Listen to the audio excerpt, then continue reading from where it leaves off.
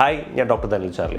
നമുക്കൊരു sports injury ഉണ്ടാകുമ്പോൾ അതിന് സർജറിയാണ് പരിഹാരമാർഗം എന്നുണ്ടെങ്കിൽ നമ്മളുടെ സാധാരണയായിട്ടുള്ള കൺവെൻഷണൽ സർജറി മെത്തേഡ്സ് ചെയ്യണോ അല്ലെങ്കിൽ കീ ഹോൾ ആയിട്ടുള്ള ഒരു സർജറിക്ക് നമ്മൾ വിധേയമാകണോ എന്നുള്ളത് പലരുടെയും സംശയമാണ്. അപ്പം എന്തിന് ഒരാൾ കീ ഹോൾ സർജറിക്ക് വിധേയമാകണം?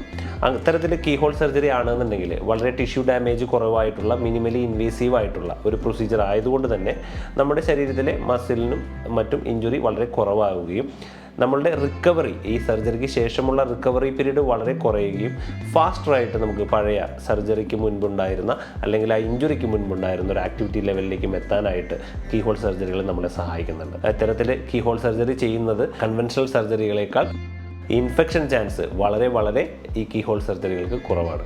സോ ജോയിൻറ്റിലെ കീ ഹോൾ സർജറി അഥവാ ആർത്രോസ്കോപ്പി എന്ന് വെച്ചാൽ എന്താണ്?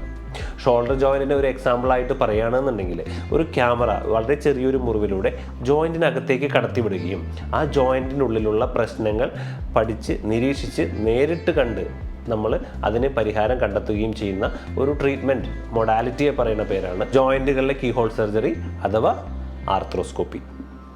Thank you.